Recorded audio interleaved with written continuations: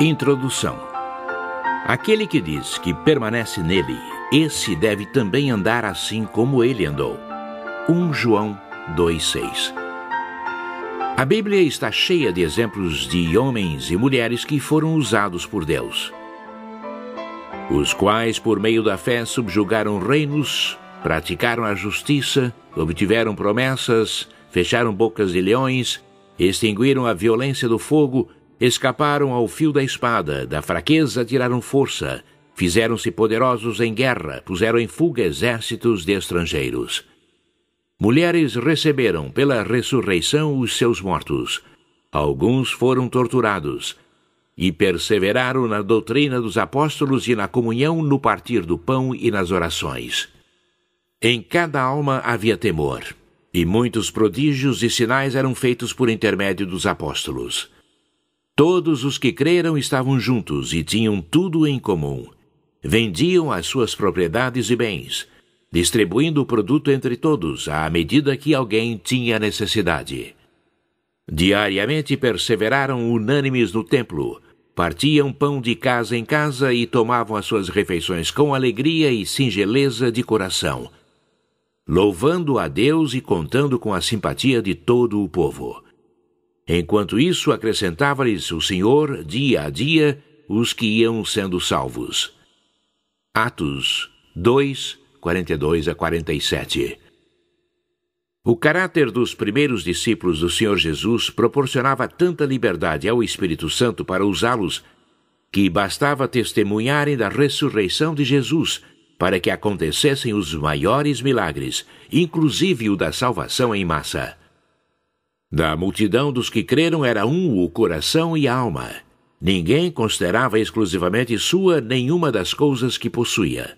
Tudo, porém, lhes era comum. Com grande poder, os apóstolos davam testemunho da ressurreição do Senhor Jesus, e em todos eles havia abundante graça.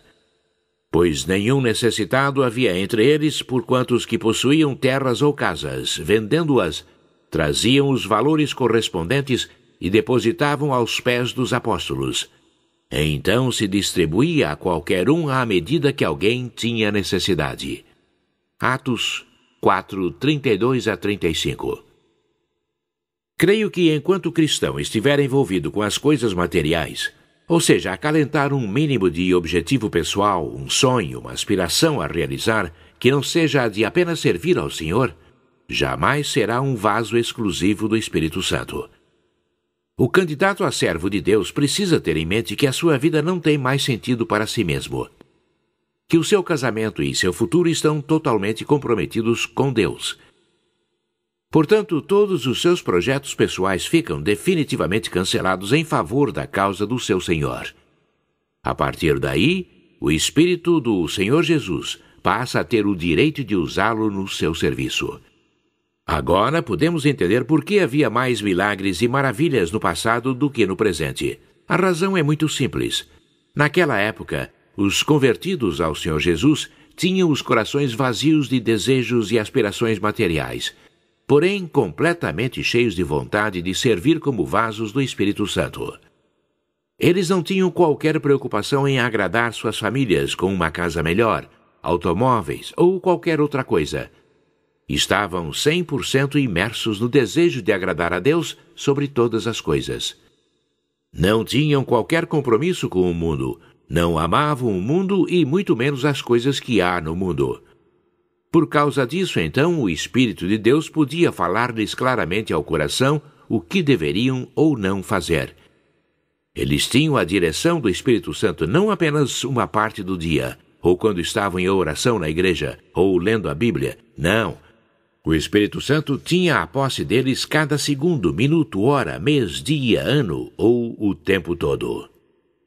A vida deles era usada por Deus. O desprendimento pelas coisas materiais era de tal ordem que não dava oportunidade para que o diabo trouxesse, por exemplo, sentimentos de inveja ou ciúme. Em cada alma havia temor.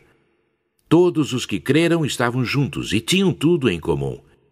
O Espírito Santo estava livre e desimpedido para agir através deles por onde quer que fossem, porque havia um só coração, um só Senhor, um só amor.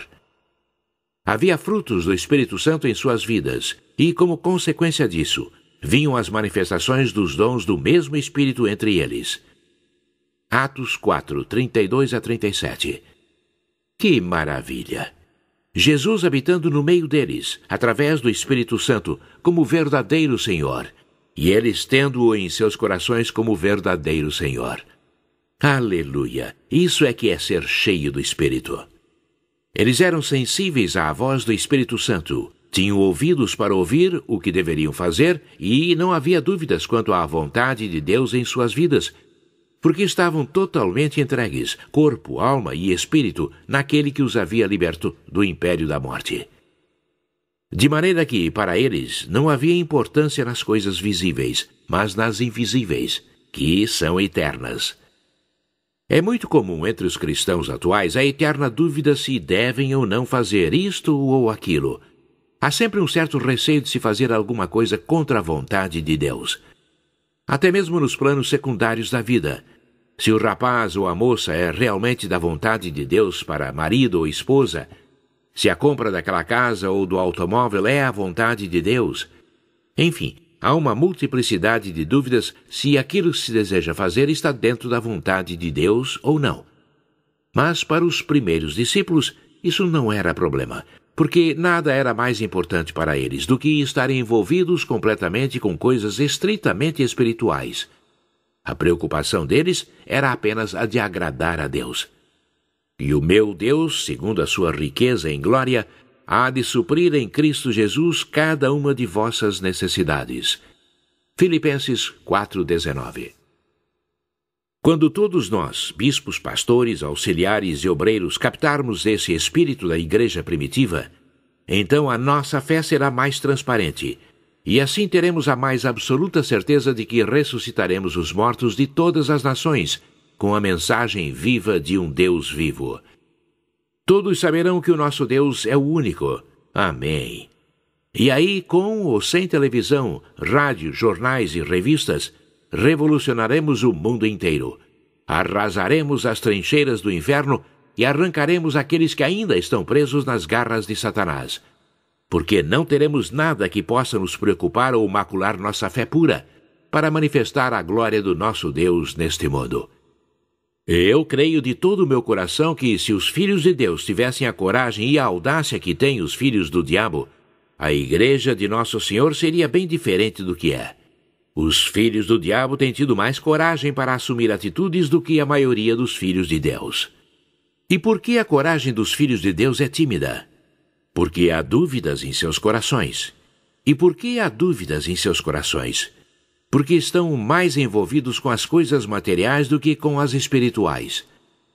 As coisas do mundo sempre trazem dúvidas, confusões, dissensões, disputas, ódios, invejas, cobiças e tudo mais que o diabo gosta.